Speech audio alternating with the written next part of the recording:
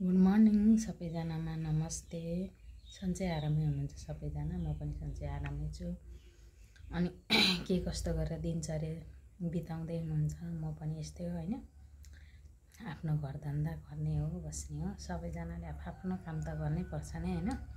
ठिकै छ। अनि आज चाहिँ म चाहिँ मेरो नयाँ भ्लगमा के कस्तो प्रतिक्रिया दिनुहुन्छ भन्ने हिसाबले मैले चाहिँ एउटा यसो बनाउने तरिका, सब्जी भने नि भयो, अचार भने नि भयो, त्यसलाई चाहिँ जे सोचे नि हुन्छ। र बनाइसक्नु भएकोले ठिकै छ, बनाइसकेको यस्तो हुन्छ भनेर प्रतिक्रिया दिनु होला। र नबनाउनु हुनेले पनि बनाएर खानु होला, चाख्नु होला। एकदम राम्रो हुन्छ है त्यो चाहिँ, किनकि थोरै लगानी, मिठो, सजिलो पनि छ है त। ल के कस्तो लाग्छ हेर्नु होला पुरा भिडियो। सुरुमा चाहिँ यसरी न्युटेला भिजाएर राख्ने, त्यसपछि यसरी पिस्ने। यसलाई चाहिँ मसिनो बनाउनुपर्छ, काट्दा नि हुन्छ, कसैले चाहिँ काट्नु नि हुन्छ हैन। तर हामी चाहिँ यसरी पिस्छौँ।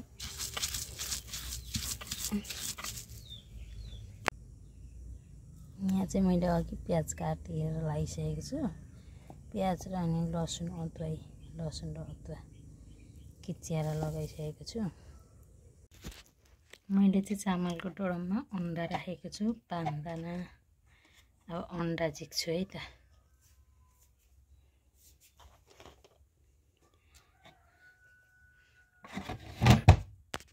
पेस्टमा अब यति अजिना लगाइदिने।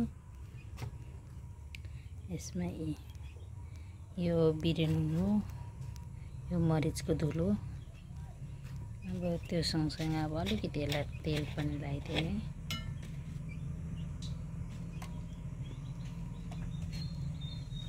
अब यसमा रह्यो ऐको 5 दाना अन्डा।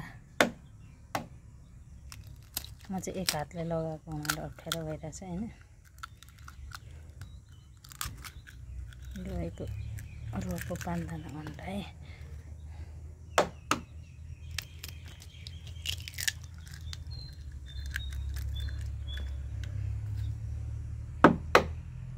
लोकल भए नि हुन्छ, यो भए नि हुन्छ है। लोकल भन्दा नि त्यो अर्को अन्डा चाहिँ राम्रो हुन्छ, के भन्छ।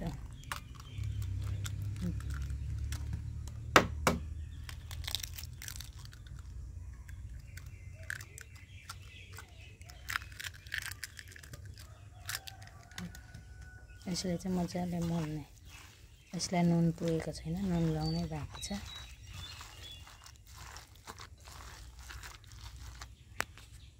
अब यसलाई चाहिने नुन लगाउने, यति भए हुन्छ। अघि बिरेनुन पनि लागेको छ। तेल लगाउने। अब तेल तात्तिने जसमा छोडिदिने। चाहिँ मजाले तात्तिसकेको छ, हेर्नु है। अब चाहिँ सानो सानो बनाउँदा चाहिँ खानलाई सजिलो हुन्छ। धेरै ठुलो भयो भने चाहिँ अलिक तार्न पनि धेरै समय लाग्ने, खानलाई पनि ठुलो मुख बनाउनु पर्यो नि त हैन। त्यही भएर ठिक्क छ ल। म चाहिँ प्रायः आगोमै बनाउँछु, आगोमै ठिक लाग्छ। 3 4 मात्रै हुन्छ, तेल अनुसार हो। त्यसै जस्तो धेरै समय पनि लाग्दैन। फर्काइदिने रातो बनाउनु। ल अब चाहिँ रातो भएर पाकिसकेको छ नि।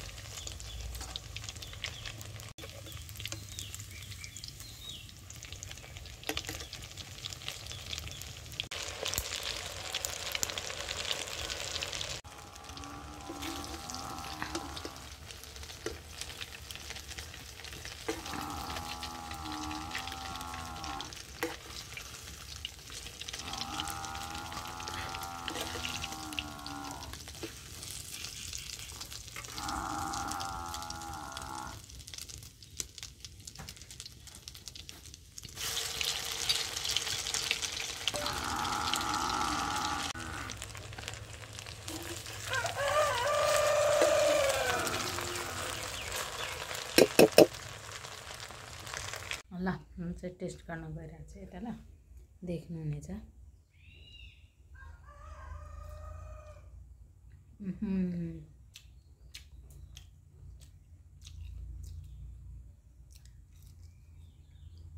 तपाईहरु पनि बनाएर खानु होला एकदम राम्रो हुने रहेछ मिठो